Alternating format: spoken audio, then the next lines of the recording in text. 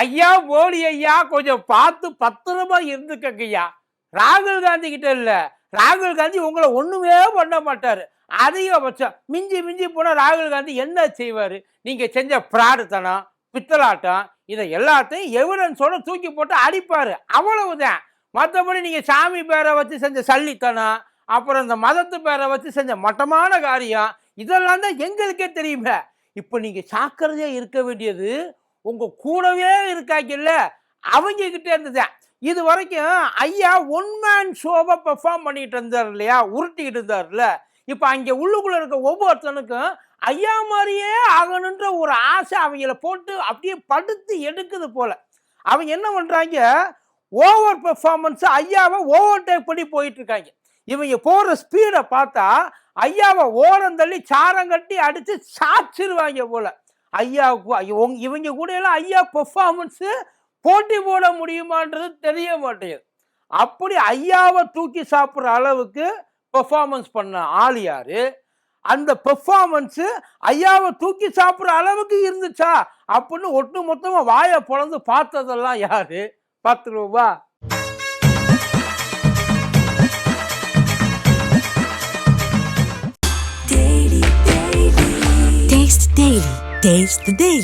டயா booster சுகரை control பண்ணும், உங்க ஆரோக்கியத்தை மீட்டு தரும். சர்க்கரையை கட்டுப்படுத்துறதுக்கான எளிமையான வழிமுறை, இயற்கையான வழிமுறை. அனைத்து மருந்து கடைகளிலும் கிடைக்கும். மதியம் நேரம் வணக்கம். இது மதியம் தர்பார். நான் கூத்தடி கோபி. அதேமா நேபாளத்துல நடந்ததை பார்க்கிறப்ப பாஜக காரங்களுக்கெல்லாம் கொஞ்சம் பயம் வந்திருக்கும்னு நினைக்கிறேன். அதுக்கு இதுக்கு ஒண்ணு, அதாவது அங்க ஏன் அந்த விஷயம் நடந்துச்சு அப்படின்றதுக்கும் இங்க ஏன் அந்த விஷயம் நடந்துருமோ அப்படின்றதுக்கும் பெரிய வித்தியாசம்லாம் ஒன்றும் கிடையாது. மோரார்லஸ் எல்லாமே ஒரே மாதிரியாத்தான் இருக்குதுன்னு வைங்கல. எங்க இவங்களாம் நம்ம பக்கம் திரும்பிடுவாங்களோன்னு அவன் ஒரு பாதுகாப்பு வளையத்தை போட்டு உட்கார்ந்துருக்காங்க. அப்படி போட்ட ஒரு பாதுகாப்பு வளையத்தான் இது. அதாவது ஐயா பீகாரோட துணை முதலமைச்சர் ஒருத்தர் இருக்காரு, சாம்ராட் சௌத்ரின்னு பேரு. பயங்கரமான ஆளு.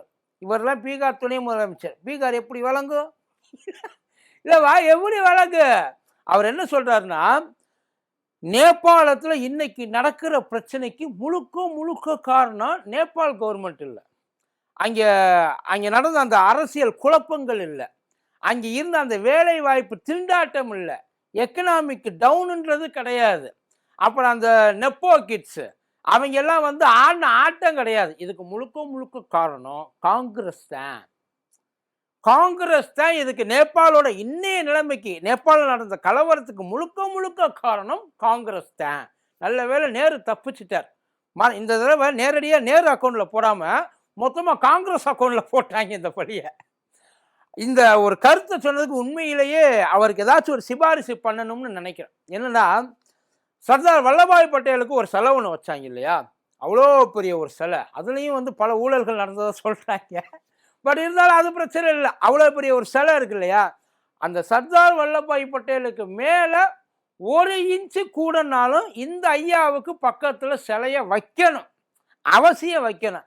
அப்புறம் இப்பேற்பட்ட ஒரு கருத்தை கண்டுபிடிச்சதுக்கு அப்புறம் என்னதான் ஒரு மரியாதை சொல்றாரு சார். காங்கிரஸ் தான் முழுக்க காரணம். இப்போ யார் இங்கனுக்குள்ள உட்காந்து கேட்குற, அதாவது ஆனால் அங்கே இருக்கிற முடிவு பண்ணிட்டாங்க. பார்த்துக்கடி, ரொம்ப தூரம்ல இல்லை உங்களுக்கு, அவங்களுக்கு முடிஞ்ச அளவுக்கு இப்போயாச்சும் உங்களை நீங்கள் திருத்திக்கங்க அப்படின்றது தான் நேபாளில் நடந்த சம்பவம் நமக்கு சொல்கிறது. வேற எதுவும் இல்லை. கொஞ்ச நாள், ஏன்னா ஒரு அளவுக்கு தான் எல்லா இடத்துலையும் எல்லாரும் பொறுப்பாங்க. ரொம்ப நீங்கள் மிதிக்க போனீங்கன்னா அதுக்கப்புறம் இந்த மாதிரி தான் மிதிப்பட்டு. அங்கே அந்த காட்சியெல்லாம் நீங்கள் பார்த்துருக்கணும். பிரைம் மினிஸ்டர் மட்டும்தான் தப்பிச்சிட்டான்னு நினைக்கிறேன். ஃபினான்ஸ் மினிஸ்டர் ஆரம்பித்து கட்டச்ச ஒவ்வொரு மினிஸ்டர், ஃபாரின் மினிஸ்டர், அத்தனை பேரையும் அப்படியே அள்ளி கொண்டு போனாங்களே பார்க்கணும்.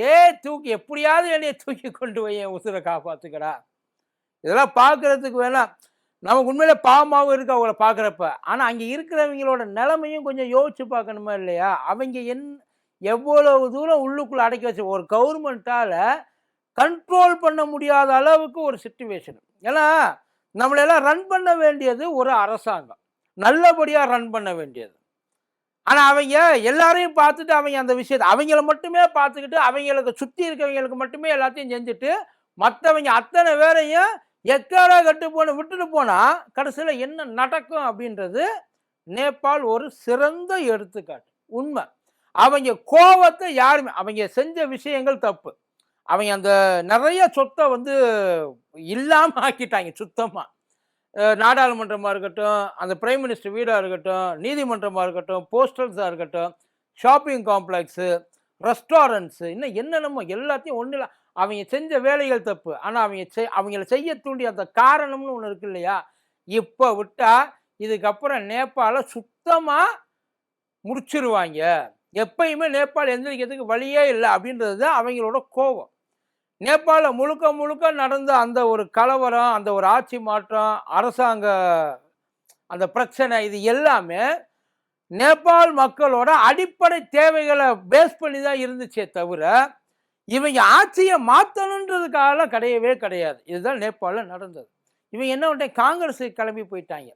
இப்போ எல்லாரும் என்ன கேட்குறாங்க, சரிப்பா நேபாளில் நடந்தது, அவர் என்ன சொன்னார்னா நேபாள் ஏன் காங்கிரஸ் காரணம்னு சொன்னார்னா நேபாள் பிரிஞ்சு போயிடுச்சு, பிரிய விட்டது தப்பு. இப்போ என்ன, இப்போ பங்களாதேஷ் ஏன் வந்து படுத்து போச்சு, நேபாள் ஏன் வந்து நட்டக்குத்தில் நிற்கிது, பக்கத்தில் பாகிஸ்தான் ஏன் வந்து இவ்வளவு பாவமாக இருக்குது, இது எல்லாத்துக்கும் காரணம் காங்கிரஸ். ஏன்னா பிரித்து கொடுத்துட்டாங்க. அந்த வங்கதேசத்தை பிரித்து கொடுக்காமல் இருந்திருந்தா, பாகிஸ்தானை பிரித்து கொடுக்காமல் இருந்திருந்தா, நேபாளை பிரிக்காமல் இருந்திருந்தா, அதான் இந்திய மாப்பிள்ளைந்து நறுக்காமல் இருந்தா, இது எல்லாத்தையும் இந்நேரம் சுற்றி இருக்க அத்தனை நாடு இந்தியாவோட இணைஞ்சு ரொம்ப நல்லா இருந்திருக்கும். நல்லா நினச்சிக்கோங்க, இந்தியா எஸ்கேப் ஆயிடுச்சு.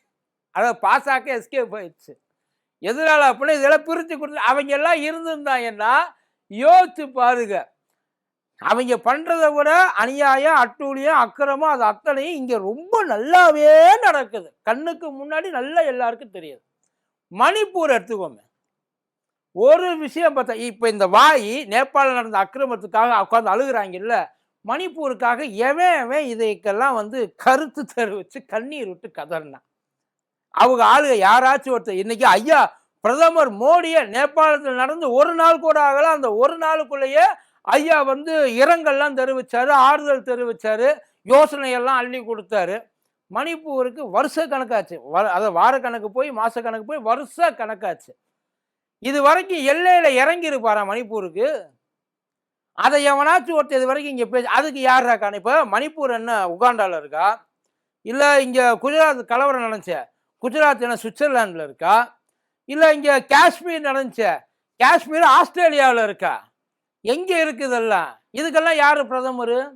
அங்கெல்லாம் இந்த வாயெல்லாம் ஏன் சொல்ல வேண்டிய மணிப்பூருக்கு காங்கிரஸ் தான் காரணம், காஷ்மீருக்கு காங்கிரஸ் தான் காரணம், குஜராத் கோத்ரா ரயில் எரிப்பு காங்கிரஸ் தான் காரணம் சொல்லுங்களே, நேரு காரணம் எல்லாத்துக்கும் எழுத்து விட்டு. ஆனால் ராகுல் காந்தி ஒரு பெரிய தப்பு பண்ணிட்டாப்புல. என்ன பண்ணாப்புலன்னா, அவர் இந்த ஓட்டு திட்டம் 2023 எடுத்து தூக்கி அடிச்சிருந்துருக்கணும். அடிச்சிருந்தா இந்நேரம் அயோத்தி வாசல்ல அத்தனை பேர் உட்கார்ந்துருப்பாங்க, உட்கார வச்சிருந்திருப்பாங்க. அவங்க நல்ல நேரம் 24 எலெக்ஷன் முடிஞ்சதுக்கு அப்புறம் இதெல்லாம் வெளியில வந்து தொலைஞ்சிருக்கு. ஆனால் இப்போ இதுக்கு தான் இப்போ ஏற்பட்ட ஒரு ஆளைத்தான் ஆர்எஸ்எஸ் தேடிக்கிட்டு இருக்கு. சாம்ராட் சௌத்ரி இருக்காரு, அந்த மாதிரி ஒரு ஆள், அந்த மாதிரி ஒரு பர்சனாலிட்டி பார்ப்பாங்க. பெர்ஃபார்மன்ஸு பரவாயில்ல, ஐயா மோடிக்கு ஈக்குவலாக இல்லைனாலும் மேட்ச் பண்ணுறான், ட்ரைனிங் கொடுத்தா மோடிக்கு மேலேயே இவன் வந்தாலும் வந்துடுவான் சொல்லுவாங்கப்பா. இதெல்லாம் தான் ஒன்றும் இல்லை. ராகுல் காந்தி பீகாருக்கு போனார் இல்லையா, எஸ்ஐஆர் அந்த ரேலி, இது ஓட்டு அதிகார ரேலி சம்திங், அதுக்கு போனப்போ ராகுல் காந்தி முழுக்க நெகட்டிவிட்டியை ஸ்ப்ரெட் பண்ணுறதுக்காகவே வர்றாப்புல. ஏன்னா இங்கே இருக்கிற அந்த அரசாங்கத்தை அவரால் வந்து பொறுத்துக்க முடியல, நாங்கள் ஆள்றதே அவங்க லட்சணம் என்னென்னு அக்கு வேறு ஆணி வேற பிரிக்கிறதுக்காக தான் இங்கே வந்து எல்லாரும் சொல்கிறாங்க அந்த ராலி ஒன்றுமே ஆகாது, ரிசல்ட் வரும்போது தெரியும். இது நாள் வரைக்கும் அரசியல்வாதிகளை தான் ஏமாற்றி இருந்தாங்க, இப்போ ஓட்டு போடுறவங்களே ஏமாற்ற ஆரம்பிச்சிட்டாங்கல்ல. ஒட்டுமொத்த இந்திய அரசியல் அமைப்புக்கும் அல்வா கொடுத்துட்டு உட்கார்ந்துருக்காங்க சார். அவங்க தான் இது எல்லாத்தையும் பண்ணுறது. இவங்க இப்போ காங்கிரஸ் வேற என்ன தெரியும் உங்களுக்கு? ஏதாச்சும் நம்ம அதாவது இதை பாசாக்கா பண்ணுச்சு அப்படின்னு சொல்றதுக்கு ஏதாச்சும் ஒரு விஷயம், 1-2 விஷயம் எங்கேயாச்சும் இருந்தால் பரவாயில்ல, எங்கேயும் எதுவும் இல்லை. அதனால எதுக்கெடுத்தாலும் கிளம்பி போயிட்டாங்க. காங்கிரஸ் தான் காரணம். நேபாளில் போய் ஒன்று பண்ணுங்க, எப்படி இந்த எலெக்ஷனோட உங்கள் பதவி முடிஞ்சு போயிடும். நீங்கள் என்ன பண்ணுங்க, எங்கெங்கெல்லாம் வந்து மிஸ்டேக் இருக்கோ அங்கெல்லாம் உங்கள் குரூப்பை ஐயாவை அழைச்சிட்டு போங்கன்றோம். அழைச்சிட்டு போய் அவனுக்குள்ள ஐயாவை வச்சு என்னென்ன சரி பண்ண முடியுமோ முடிஞ்சால் அங்கேயே செட்டில் ஆயிருங்கன்றான். நீங்கள் அதை டெவலப் பண்ணுங்க.